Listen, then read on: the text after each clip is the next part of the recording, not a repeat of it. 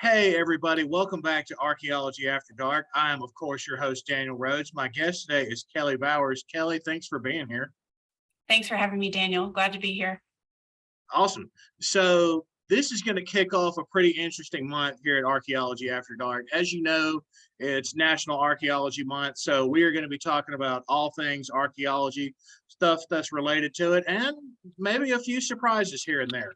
So today our topic is going to be repatriation and what it means for archaeology. Kellie, tell us a little bit about yourself and how that relates to what you do. Yeah, thanks, Daniel. So I am a NAGPRA coordinator. That's the Native American Graves Protection and Repatriation Act at the university, at the Alabama Department of Archives and History in Montgomery, Alabama. My background is in archaeology. I graduated from the University of Massachusetts, Boston, with a master's degree in historical archaeology. I did a anthro undergrad at Florida State University, I've always been interested in sort of indigenous issues within archaeology. I'm not an indigenous person, but I've always found that if we can use something that we are interested in, like archaeology, to work with descendant communities and to kind of make it relevant to someone today, past the, history is interesting kind of situation that a lot of archaeology sort of bolsters, is just trying to figure out more information about the past, which is great. That is absolutely a necessary and good thing. But I've always been interested in community-based archaeology and what we can do with archaeology to kind of relate to social justice issues. So that's a little bit about my background and how I ended up working in the NAGPRA field. So you mentioned a social justice issue. Do you see repatriation as a social justice issue? Absolutely. Actually, in NAGPRA circles of folks who practice NAGPRA and in tribal circles, NAGPRA is considered to be human rights legislation. That's the way that we oftentimes frame it. And I would agree with that 100%. Everyone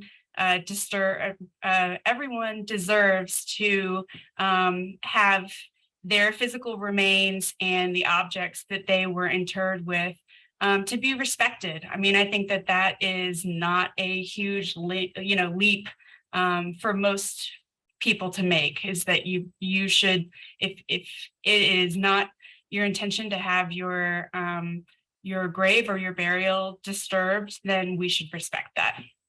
Absolutely. So a lot of people ask me, what happens when something like this occurs, like you come across a burial, and it's a sensitive topic to just about everyone. And I think a lot of people are scared to ask this question, like, what happens? Like, are we breaking the law? Well, yeah, you kind of are in a big way.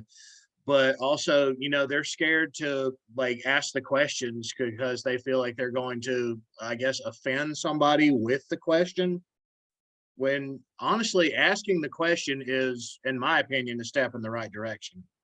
Absolutely. I think that people, like you said, are afraid. I actually talk to folks every day, members of the public who call the archives, and they, sort of indicate that they may have found something, or, and this is, typically not human remains or, any burial objects or anything, but they're even afraid to inquire about maybe some arrowheads that they've been picking up off of their property, or a mound that they've identified on their property. There's this notion that, the government is going to come in and take away your land or something like that. And that is really typically not the case. And I try to encourage those people to ask questions. And, the more inroads that we as archaeologists can make into communities of people who are either, collecting archaeological material or who are interested in archaeology, but they are lay people,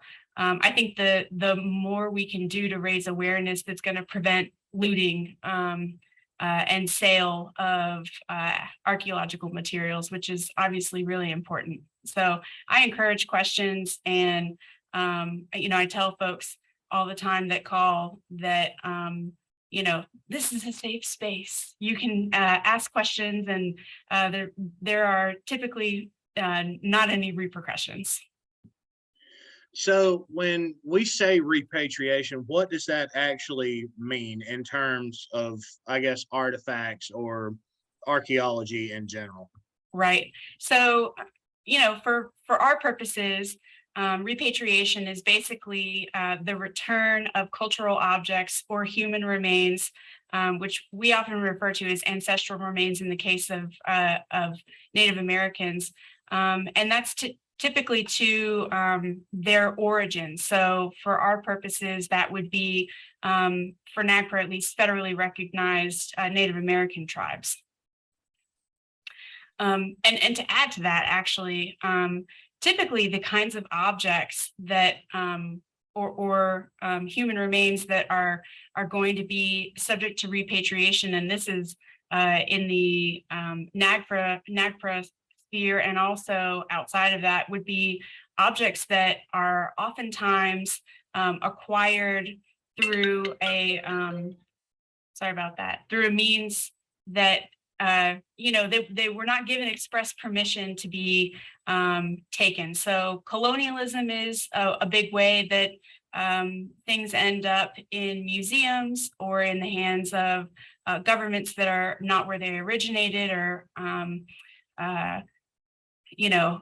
cultural kind of conquests as well. So whether those might be anthropological or whether they would be people throughout time that were wealthy, collecting objects as they traveled. So there are lots of different ways that objects or human remains end up as something that is requested for repatriation. So I assume there's a process to repatriation. I'm assuming an indigenous group applies for it, and then the organization that has the object over a period of time returns it to them. So it's a little bit more complicated than that.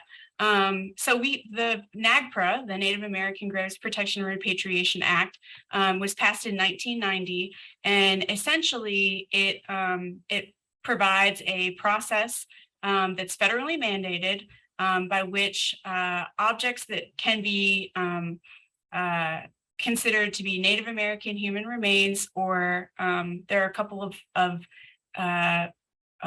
categories of objects, and I can get into that in a minute. Anything that is in those categories that is from federal or tribal land, or that resides in a museum that has received federal funds, must be returned through a particular process. So the process generally includes an inventory of human remains, along with associated funerary objects, and a summary of the collections, if there are any other objects that are in a few other categories that I won't dive too terribly deep into, but it's basically another type of funerary object and sacred items or items of cultural patrimony. So those are kinds of the things that can be requested, and some of the documents that these institutions are required to file. So after you have done those documents, the inventories and the summaries, that's when kind of the claim process can begin, where federally recognized tribes can express an interest and make a claim and enter into consultation with whatever organization might have those collections. Here at the archives, what we've chosen to do is when we found out that we were not in compliance with NAGPRA, which was in 2018, we went ahead and before we were even able to create an inventory, we opened up consultation with 23 federally recognized tribes, all of which had some kind of ties to the land of Alabama. Not everybody opens themselves up for consultation to that many tribes, but we really were unsure of who we should be consulting with and who would want to be involved. And so we included pretty much as many tribes as we could at the outstart of this, and then kind of allow the tribes themselves to narrow themselves down by saying, thank you so much. We are not interested. The collections that you have are not in our area of interest, or we defer to the other tribes who might have a stronger connection. And so that's kind of the approach that we took. Yeah, I mean, once you start that consultation, which is really the first thing that you should do, you can begin to, compile those lists that make up the summaries and the inventories, and talk with tribes about what those items are, what sites they're from, what kind of site information you might have, and go from there. The process from there continues with a lot of paperwork and some hoops that you have to jump through, but the ultimate goal obviously is first legal repatriation, and then physical transfer whenever it's convenient for the tribes. Most tribes are looking to, at least in the Southeast, are looking to rebury whatever is being repatriated to them, whether it be human remains or objects. So you said this is a federal issue. Which agency oversees this process? Does the archives do that? So the process is implemented by the National Park Service, and it's actually, they have their own office. It's the National NAGPRA Program Office. We, the Alabama Department of Archives and History, are subject to NAGPRA because we've received federal funds. And that now actually includes a lot of organizations that it wouldn't necessarily have before the pandemic. So federal funds would include any grants, including CARES funds, and a lot of institutions received CARES funds, obviously during the pandemic, to keep the doors open or to provide for staff, to be able to create content that was, digitally accessible. So NAGPRA is becoming more and more something that folks are having to think about and do. Especially, obviously, it's been over 30 years since NAGPRA was passed, but especially now that there's so much more information and it's so much easier to get information, institutions are realizing that they are not in compliance, or tribes are now having the capacity to continuously inquire, which is something that I know a lot of them are doing, sort of systematically across the United States, inquiring about what collections different institutions might have that could be culturally affiliated with them. And that can sometimes spur the process to begin. Yeah, it's complicated. It's a complicated process, and it takes time and involves a lot of hopefully good relationship building with tribes. That's something that we really strive for here. I think what you said about digital collections is really what people look at now, because it's so easy to go through like a museum's or a university's inventory, because everything now is digitized, and it's as easy as just going on a school or museum's website and you can download it in a very nice colorful PDF, and everything has an item number, description, so on and so forth. It's that easy. It can be. The tricky thing with NAGPRA collections is, at least in our case and in a lot of other institutions' cases, when you're dealing with ancestral remains or human remains and funerary objects, a lot of the things that exist in collections that would fit those categories are actually part of legacy collections. So they're much older than the rest of the sort of modern collection, because obviously, typically there are laws that prohibit, disturbing graves in a lot of instances these days. And so you end up with collections, like in our case, that are over, in some instances, 100 years old, and you may have lost all of your provenience information. You may not have any of your provenance data, so you may not know who donated or where anything came from. And those are key pieces of information, especially in the NAGPRA process of trying to figure out who you would culturally affiliate those remains or those objects to. So one of the things that we had to do, and one of the things that lots of folks I know have to do, is we really had to do a lot of collections management before we were even able to generate something like a summary or an inventory of our objects. It actually took us a couple of years to be able to get our collections ready for that process, just because before this, we've had really not had a full-time archaeologist on staff since the 1980s, and that was obviously before NAGPRA.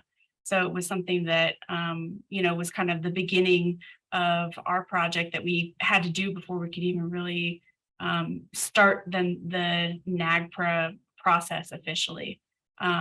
But we, communicated with tribes about that and gave them updates. And that's something that if anybody who's listening to this is looking for information on how to start a NAGPRA project, that would definitely be the first thing I would recommend, is just contacting the tribes and starting to open up that line of communication before you really do anything. And along the lines of something we were discussing just a few minutes ago, museums and institutions sometimes don't want to contact tribes until they feel like they're ready, whatever your version of ready might be. And I would discourage that. Tribes really appreciate transparency, and it's something that's a really strong tenet in NAGPRA communities of practice, people who are doing this. And I would just encourage you, if you're at the beginning of a NAGPRA project and you're feeling overwhelmed, reach out to the National NAGPRA Program Office, reach out to tribes, and start trying to figure out how to work out your particular situation with them. I think that you'll find that they can be really helpful, and that they would appreciate the opportunity to kind of see where you are and what you might have. And you don't have to have everything all together to get that process started. And this is just coming from personal experience. I've worked on some projects before with tribal historic preservation offices. They're really great at what they do. They're super friendly, and they know what they're doing, which is the most important part. Like, they are top of the line people. So don't, think that you're dealing with somebody who doesn't actually know what they're doing. Right. And literally every case that I've been in, tribal historic preservation offices and the folks who work at them make my life easier. They typically know things that I don't know and need to know, and can really help you with that process, because a lot of them have been through it many, many times, and this is an ongoing thing for them. Whereas folks who are doing NAGPRA a lot of times are either just starting out, or they've never done NAGPRA before, their institution has never done NAGPRA before, and it can be kind of daunting. So I would definitely recommend connecting up with the tribes and with the National NAGPRA Program Office. So let me ask you this, since NAGPRA is a nationwide law and program, does every state have a NAGPRA coordinator person, or is it different in every state? So it's I think it's typically institution to institution. So I'm actually not the NAGPRA coordinator for like the entire state of Alabama. I work at a specific agency and I'm the coordinator for that agency, but we have a state archaeologist here who many of you probably know. And she's in charge for of NAGPRA for the Alabama Historical Commission. And so I think it just depends state to state, who your state archaeologist is, what their office looks like, whether or not they have a specific coordinator. It just really kind of depends on how all of those agencies kind of work out and break down as to, whether or not you're going to have somebody who's statewide or just per institution. So that'll about wrap us up for today. Any last minute advice you can give on repatriation, where people can go to learn more about the process or anything along those lines? Sure, yeah. Again, I'd point people to the National NAGPRA program. They have a website that you can Google and find really easily. There's also a NAGPRA community of practice through the University of Denver, which is invaluable, whether you're a newbie or somebody who has had NAGPRA experience before. I would really recommend that. And just as final remarks, I would like to say that, I think NAGPRA and repatriation can sometimes get a bad rap, especially in archaeological circles, because, we are scientists and we, are protective of the materials in our collections. And a lot of times it can be really easy to think about things as data points for research. And I just want to encourage people to try to think about objects or ancestral remains that are subject to NAGPRA as people, and as objects that belonged to people or that were interred with people by their loved ones. And I think if you start to frame the situation that way, you can see why NAGPRA is important, and it's something that needs to be done, and needs more attention in undergraduate and graduate programs as part of what people learn, and part of the overall picture of archaeology and what we can do with those materials.